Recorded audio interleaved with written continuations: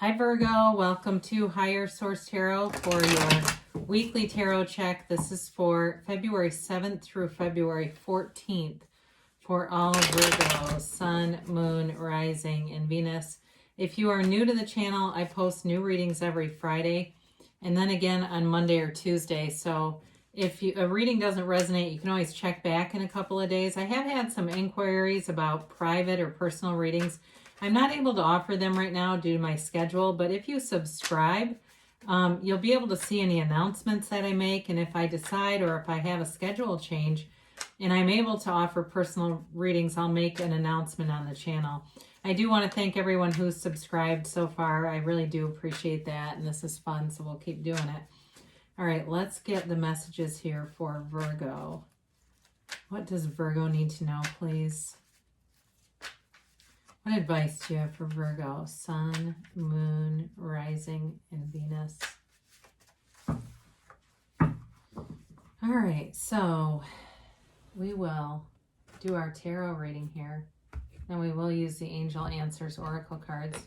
My cards are getting older and peeling a bit here and there, so sometimes they like to have a mind of their own. You have here the Devil, the Fool, Judgment, the Chariot, the Ace of Cups, the Knight of Wands, the Three of Swords, and the Nine of Pentacles here. Well, you've got Capricorn and Cancer. You have here water, fire, and you've got all the elements actually. Now that all in a line too. I kind of like that.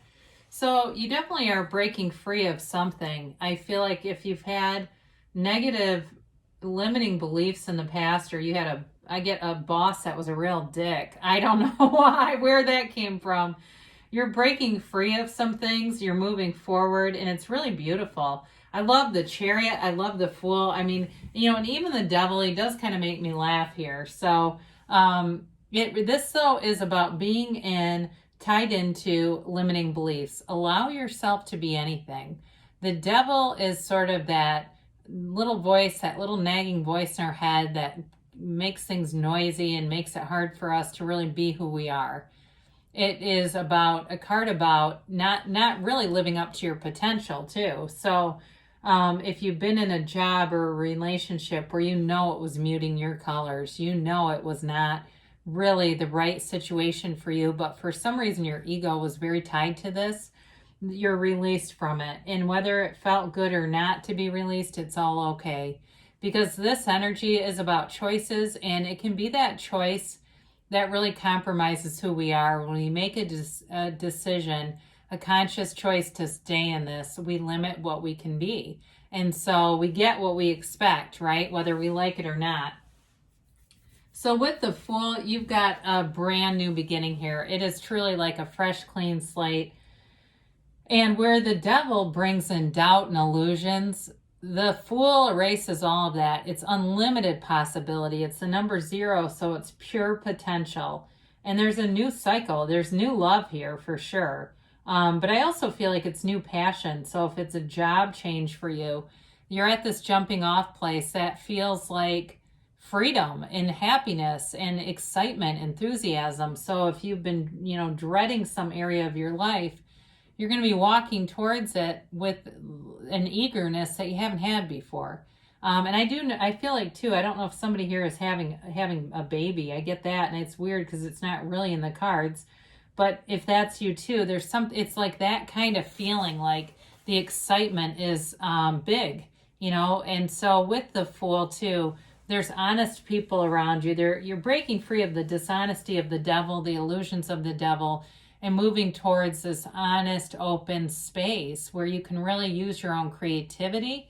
Now, in a relationship, too, you are attracting someone who's very creative. They're fun, they're outgoing, they're enthusiastic. So if you were with a stick in the mud, you're definitely moving away from that.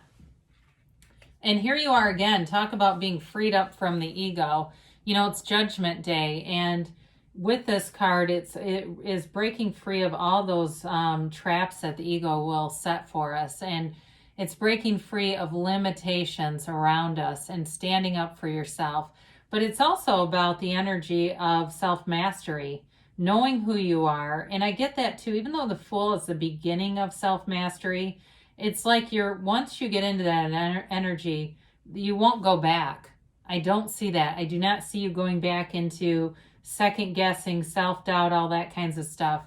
This is about really being in alignment with source energy. So in a job too, it's feeling confident, it's feeling good, and it's feeling, I feel in a lot of different areas of your life, like you're really on the right path with this. And so if you're waiting too for any kind of a decision, that decision moves you forward. It is a very positive, in a very positive direction. So, as we look at these, I look at these together, even like this combination is nice. You could do a lot of different ones with this, but in terms of love and a relationship, it's definitely a journey. There's a partnership here, there's love here, and there's not only enthusiasm, but confidence and stability. So with the Chariot, like nothing can stop you. It's a law of attraction card, and it really is about, if you can see it in your mind, you can create it in your reality. So in the card itself, it depicts that curtain, the celestial curtain, and that is the reference to the universe. And it's, of course, this Chariot that's on land, it's on ground, it's on that earthly plane. So it's all about bringing manifestations forward. Now, this also is a card of travel too, okay? So for some of you, it's about going out and seeing the world and getting new experiences, especially if you were in something that really kept you restricted. You're breaking out of that, and you're going to see things in a whole new way, but you're also going to bring in more experiences around you and have a lot more what feels like almost control over your life. If it felt like it was out of your control and you were kind of living for other people, or somebody else had what seemed like a lot of power over your life, you've taken your power back with the Chariot. And the other thing I do like about this card is, even though it's such a strong, powerful card, there's an undercurrent of love with it. So in a relationship, it's good, but also too in work, in money, it's an excellent card. So you've got the Ace of Cups here. Who doesn't like to see this?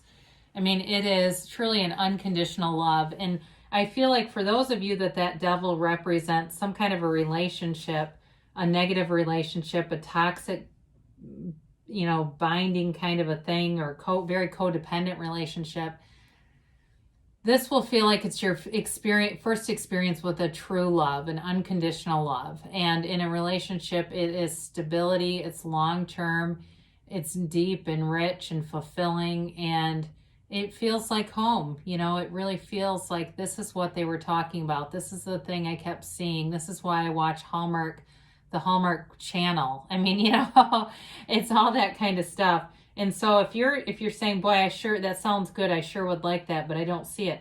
Look around you. If you see examples of it around you, you look through your social media, and there's a couple highlighted on Humans of New York that's been together for 70 years or something. Those are those examples, and they're telling you it's available to all of us. So with this, I do feel a love in here, and it's somebody who I said before was uplifting and fun and free-spirited.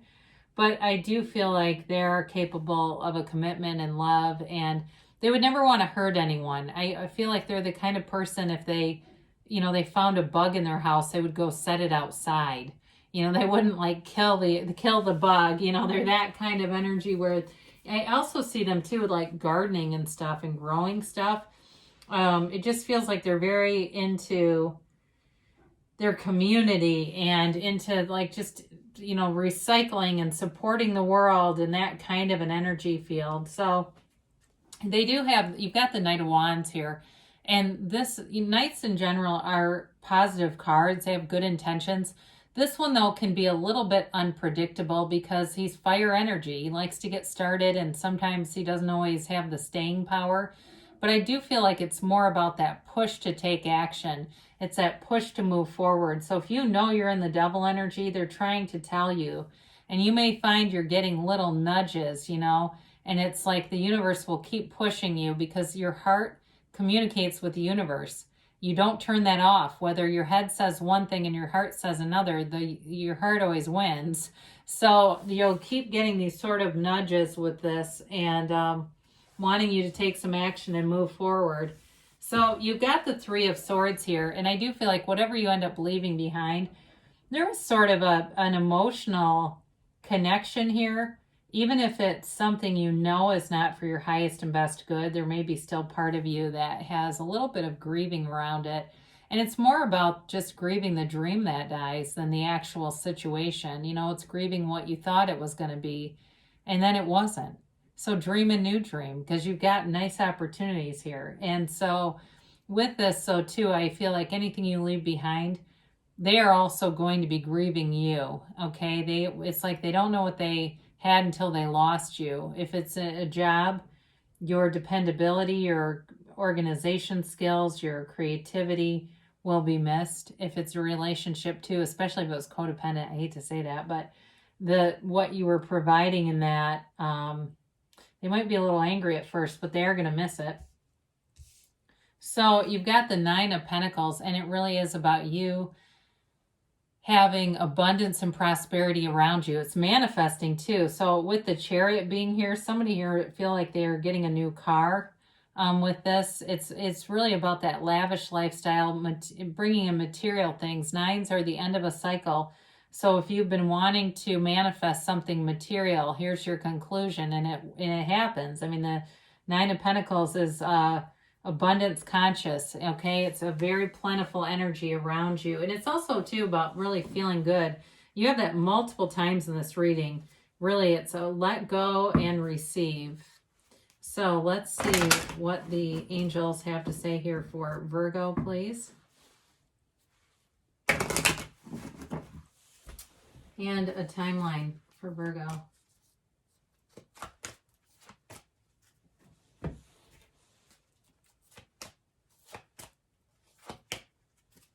All right, you have here big happy changes, okay? So whatever leap of faith you're going to take, it leads you, I feel like, on this journey of self-mastery and really claiming your own life. Success, I mean, I love to see that. This card often reminds me of the Chariot. So I do feel like they're telling you whatever is holding you back, just release the resistance, because there's success ahead on the path. If you believe, so ask, believe, receive. Know that the universe wants to interact with you and deliver your heart's desires. I mean, the universe is very unconditional. It doesn't screen out, this will be good for you, this will be bad. It just delivers. Now, I keep getting this Weight card, and I do feel like, you know, everything in the tarot points to moving forward. So in this case, I feel like it's more of an indicator of, you know, wait and see how this turns out. I mean, it's sort of a card of not necessarily a lapse, but really it's more about your perspective. Because they do give you a yes. So you can have, do, or be anything here, Virgo. I love you, and I'll be back again soon.